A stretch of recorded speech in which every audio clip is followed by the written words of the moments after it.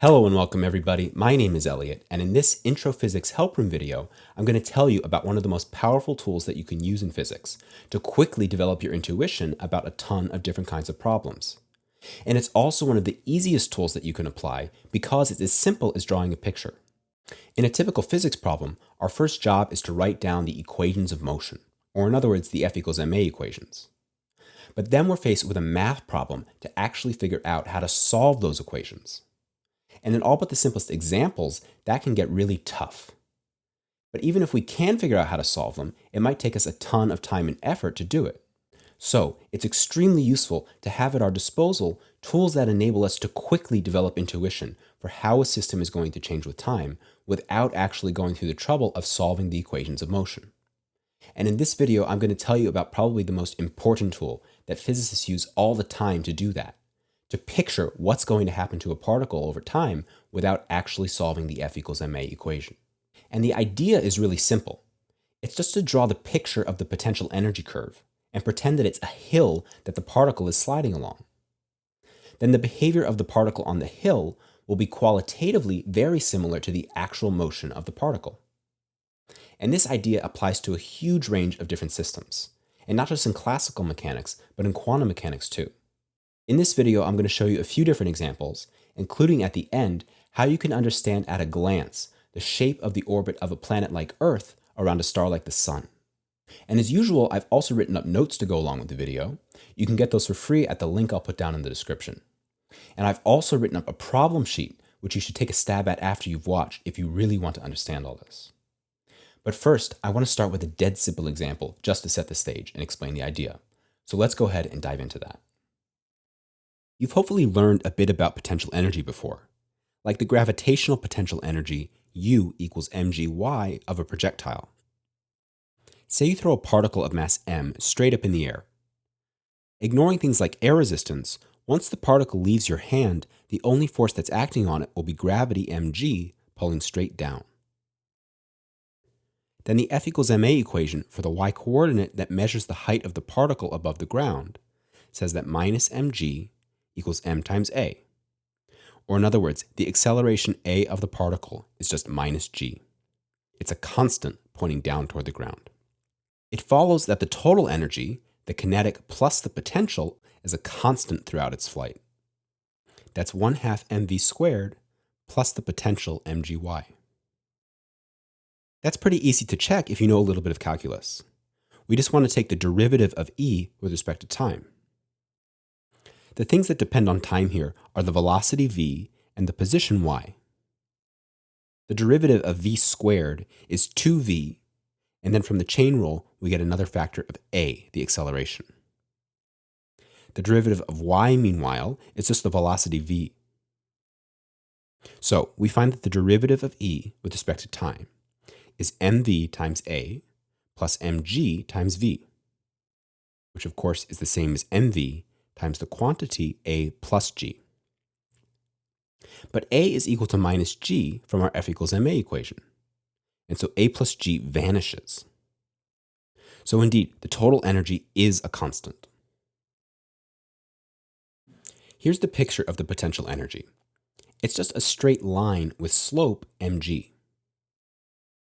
Imagine that this line were a frictionless hill, and you set a particle down on top of it. What would happen to the particle? Well, of course, it'll just slide right down the hill. Likewise, if you had held a ball up in the air at some height and let it go, obviously it would fall down to the ground.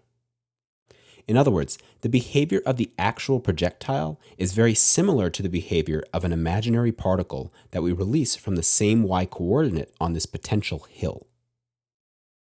The steeper the hill is, the more force there'll be pulling the particle down.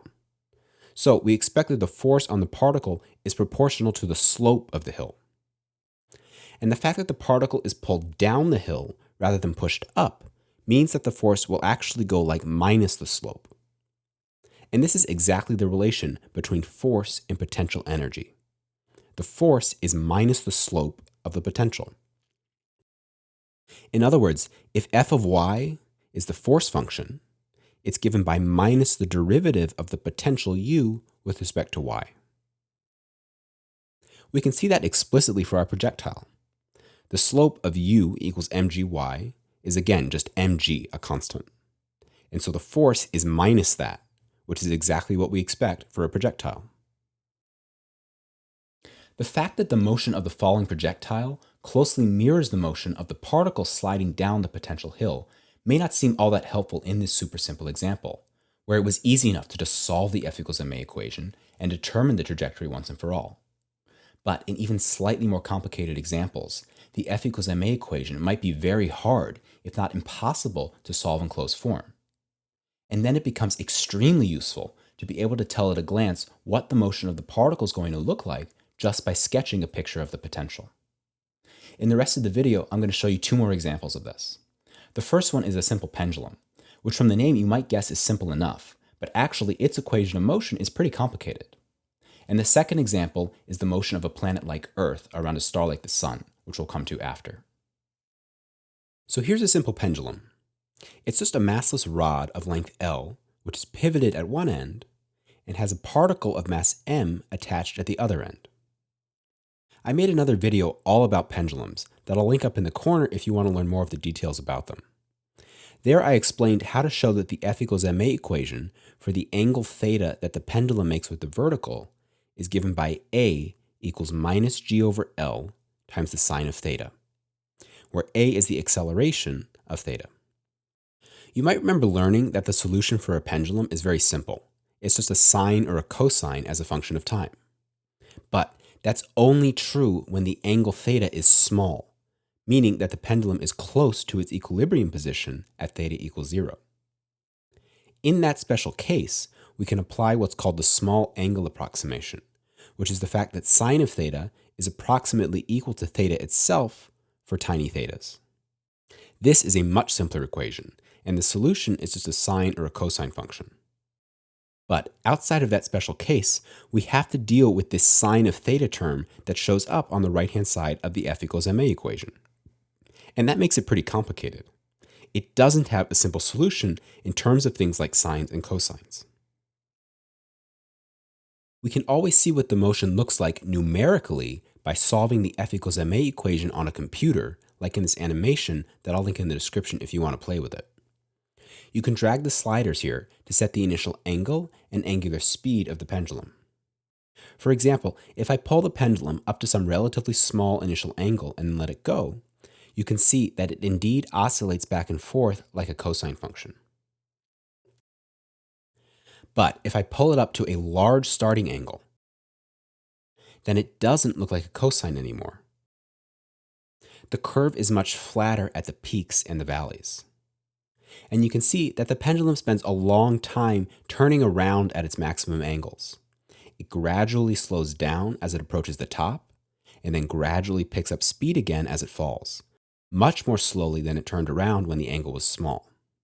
The question is, can we explain this behavior if we don't know the solution for theta of t, and if we don't have a computer simulation handy to solve the problem for us? Let's see what we can learn by writing down the potential energy again. I'll set the origin at the pivot point. Then the y-coordinate of the particle is y equals minus L times cosine of theta. And so the potential energy is mg times that.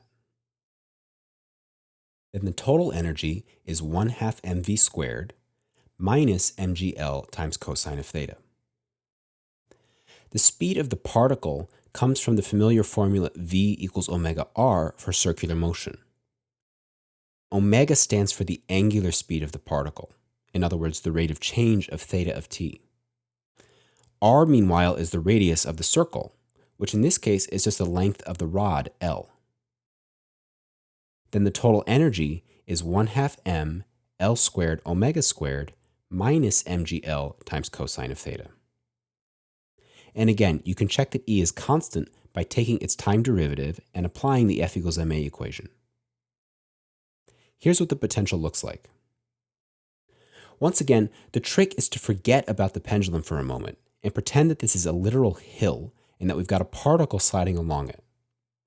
Say we set the particle down at some initial position theta 0 and then let it go. What's the motion going to look like?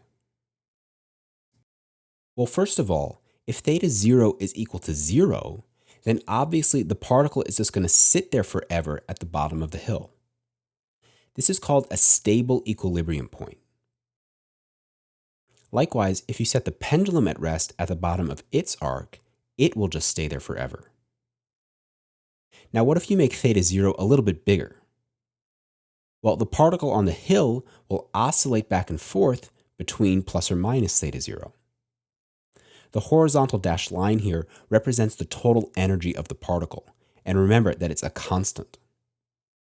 So the particle is just going to rock gently back and forth between its turning points, the points where the potential energy curve intersects this total energy line. This rocking motion corresponds to the simple case where theta was small and we were able to apply the small angle approximation, so that the solution just looked like a cosine function. At a turning point, the total energy is equal to the potential energy, which means that the kinetic energy is 0, so the particle has stopped and is about to turn around. The particle can never go above the total energy line because that would mean that its potential energy is bigger than its total energy. Actually, that last bit is only true in classical mechanics. In quantum mechanics, a particle can tunnel through a potential and has a chance of coming out the other side, but that'll have to be a topic for another video. Now, what if we release the pendulum from a big angle, like theta 0 just shy of pi? This was the hard case, where we can't write down a simple solution for theta of t. We saw that the pendulum will again oscillate back and forth, but that it spends a long time turning around at the biggest angles. But now we can see why very easily just by glancing at the shape of the potential. Notice how the hill flattens out near the peaks. Then as the particle climbs up the hill, it slowly comes to a stop because it's crawling up a very gradual incline. And likewise, as it falls back down, it slowly picks up speed because it's such a gentle slope. To be clear, the motion of the pendulum is not literally the same as the motion of a particle on the hill. The two setups have their own F equals ma equations, and they're not interchangeable. But the qualitative features of the two motions are very similar, and that's why it's a useful analogy. So even if you don't have a computer to numerically solve the F equals ma equation like I've done in the animation, you could predict for yourself what the motion of the pendulum is going to look like with almost no work just by drawing the picture of the potential. And that's why this is such a powerful tool. All right, I want to show you one more example to prove to you just how powerful this idea is. This time, we're going to look at the orbit of a planet like Earth around a star like the Sun, or even something like a comet passing through the solar system. You probably know that the orbit of a planet around a star is an ellipse, but is it possible to see why without going through all the work of actually solving the F equals ma equations for the planet? And that is quite a bit of work, as you'll see in an upcoming video where I'll show you how to derive the orbit. Make sure you're subscribed to the channel if you want to see that video when it comes out in the next few days. So say that we have a planet that's moving around a star. The star is going to be much more massive than the planet, so it's a very good approximation to assume that the star remains fixed in one place, and that's where we'll put our origin. Let's say the star has mass big M and the planet has mass little m. Then according to Newton's law of gravity, the force on the planet is going to be minus big G times big M, little m, divided by r squared, where r is the distance between the origin and the planet. Now you can write down the F equals ma equations and try to solve them, either analytically or numerically. They're tough equations, but with a bit of work, you can derive, say, the elliptical trajectory of a planet caught in the star's orbit. I'll show you how to do that in that next video that'll come out in a few days. But again, it takes a fair bit of work. But can we understand the shape of the orbit more quickly by thinking about the potential again? Remember that the force is minus the slope of the potential. F equals minus the derivative of u with respect to r. Then the gravitational potential energy is u equals minus big G, big M, little m divided by r. And here's what it looks like. According to what we've learned, it seems like the particle will slide right down the hill, and the planet will likewise plunge straight into the starry fireball at r equals 0. Well, fortunately not. We need to remember that this isn't just a one-dimensional problem. The planet will be moving around in a plane with coordinates x and y, or equivalently polar coordinates r and theta. To see what's going on here, let's write the total energy again. It's 1/2 mv squared plus the potential energy u. Now, the speed v here is going to have contributions from both the angular speed and from the radial speed of the planet. The angular piece is just like what we had for the pendulum. It's v equals omega r. But since the radius of the planet is not fixed, there can also be a component that I'll call v sub r for the radial speed of the planet. Then the kinetic energy is 1/2 m vr squared plus 1/2 m r squared omega squared, and then we add the potential to that. Once again, that's going to be a constant. And while we're on the subject, there's another constant of the motion, the angular momentum L. That's given by m times r squared times omega. You can again prove that L is a constant by taking the derivative and applying the F equals ma equations. I'm going to wait to show you how that works in that upcoming video where I'll show you how to derive the orbits. For now, I just want you to note the fact that L is a constant means that if we know r at any given moment, we automatically know omega. It's just given by L divided by mr squared. We can use that to eliminate omega from our expression for the energy. That second term, 1/2 mr squared omega squared, we can rewrite as L squared over 2mr squared. Then the total energy just becomes 1/2 m vr squared plus L squared over 2mr squared minus big G, big M, little m over r. Now something remarkable has happened. We've eliminated all references to the other coordinate theta and written the energy entirely in terms of one coordinate r. And it looks just like the standard energy, E equals 1/2 mv squared plus some potential, but instead of the potential being minus big G, big M, little m over r alone, an additional term gets added to it, L squared over 2mr squared. We call this combination the effective potential, and it's what's going to enable us to understand the orbits at a glance by drawing its picture.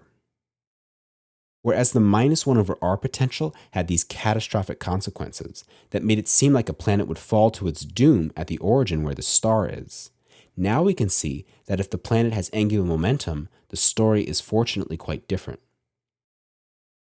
As r goes to 0, the 1 over r squared term becomes big and positive, much faster than the -1 over r term becomes super negative.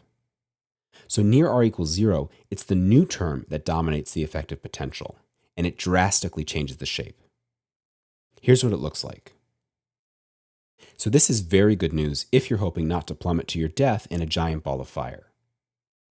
A particle moving along the effective potential hill won't fall down to r equals 0 because the hill climbs higher and higher as you approach r equals 0.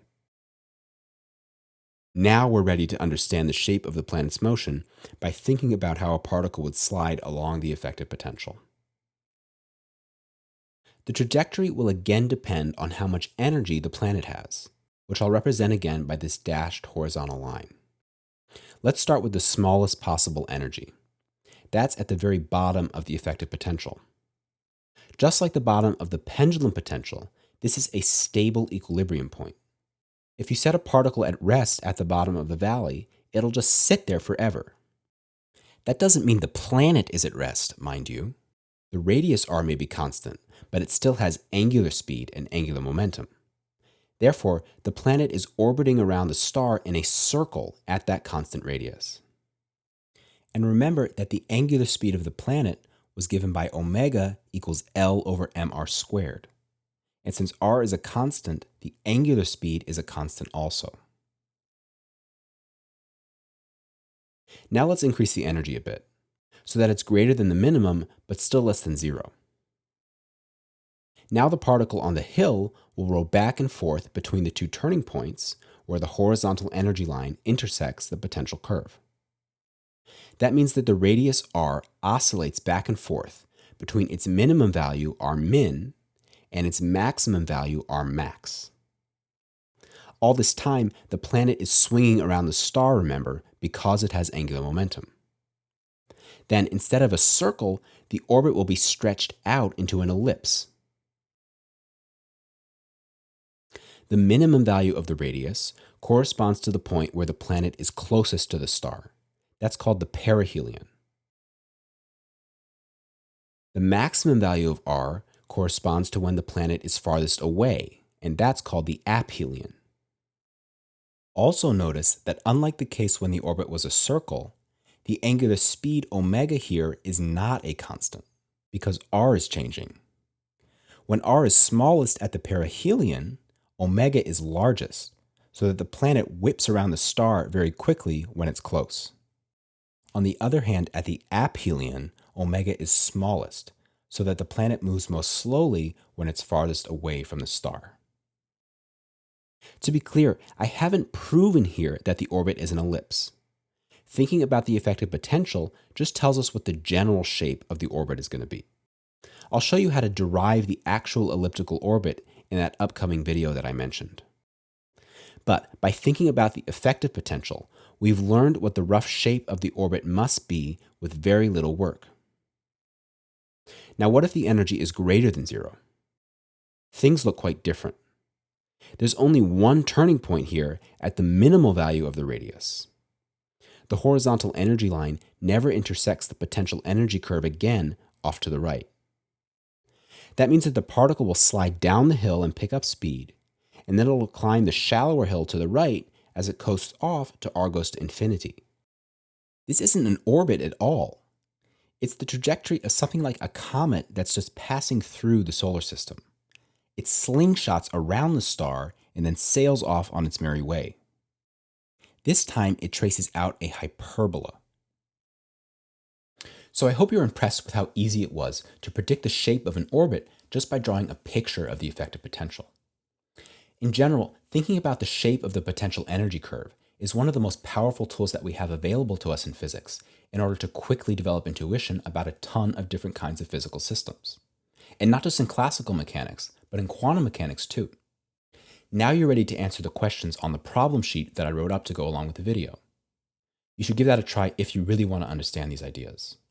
And remember, you can also see the notes that I wrote up and play with all these animations for yourself. All those links are going to be down in the description.